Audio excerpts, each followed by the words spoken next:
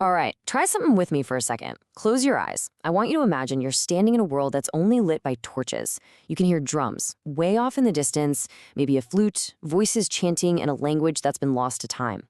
These are the forgotten sounds of our history, right? The music that actually shaped entire civilizations. But what if we could hear them again? Let's dive in and see how we're bringing those very sounds back to life. And that question right there is a massive puzzle.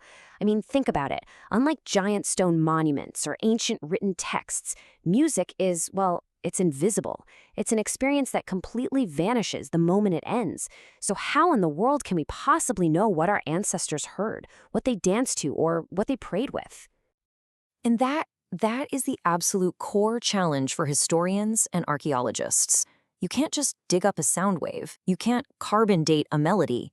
The very thing that makes music so incredibly powerful, the fact that it's fleeting, that it's in the moment, is also what makes it so tough to study across thousands of years. It leaves almost no trace. Or does it? So we're basically on this quest to rediscover the lost soundtrack of humanity. We're trying to find the rhythms that powered war chants, the melodies that guided healing rituals, and the harmonies that filled up community celebrations thousands and thousands of years ago.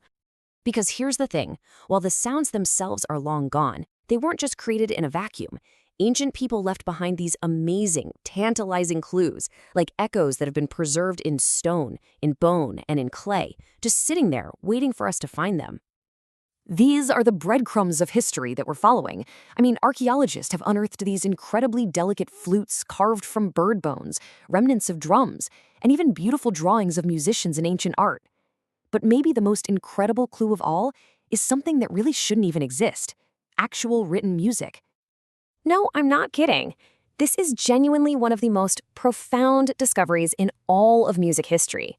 Way back in ancient Mesopotamia, what we now call Iraq, someone painstakingly etched musical instructions onto a clay tablet. It is the world's oldest known piece of sheet music, a direct message from a musician across the ages. And just to let that number sink in for a second, this piece of music is over 3,400 years old. That's older than the city of Rome. It's older than the writings of Homer. This isn't just some dusty artifact. It's a real, tangible piece of a long-vanished soundscape.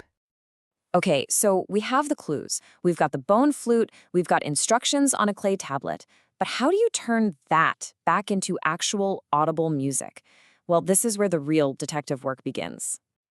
It's this incredibly meticulous four-step process. First, you've got to find the artifact. Then, using all the historical knowledge you can gather, you rebuild a playable version of the instrument.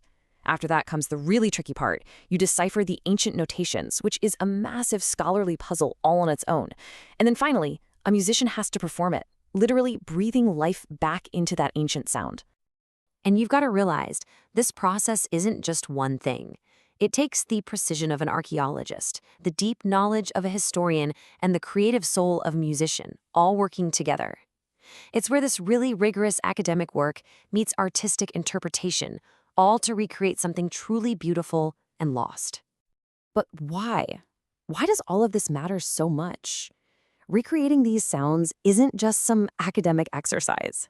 It helps us understand something absolutely fundamental about our ancestors. That music wasn't just entertainment for them. It was woven into the very fabric of their lives. And the connection to our world today is just undeniable. The war chants they used to unify soldiers, they're echoed in our national anthems. The rhythms they used in ancient healing rituals, well, that has a clear parallel in modern music therapy. The songs of celebration and spirituality from thousands of years ago, they serve the exact same core human needs as our wedding songs and religious hymns do today. So you see, for ancient people, music was the rhythm of their daily life. It marked birth and it marked death, war and peace, joy and sorrow.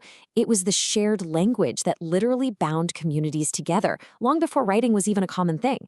It was their heartbeat. So, hearing these rediscovered sounds today does so much more than just satisfy our historical curiosity. It offers us this profound, timeless connection to the people who came before us. You know, it's often said that music is a bridge between people, places, and time itself.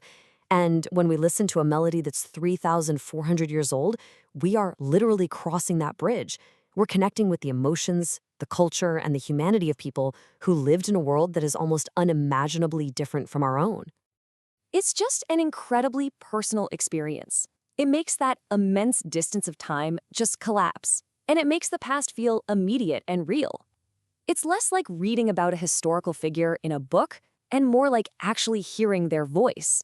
You're not just learning about the past, you're feeling a part of it. And that kind of leaves us with one final thought. The very first songs ever probably started with just a simple rhythm, a simple hum. They were created not by famous composers, but by everyday people, just like us. So if music really is this timeless bridge, then every melody we make, every song we sing, continues that story. What sound will you add to it?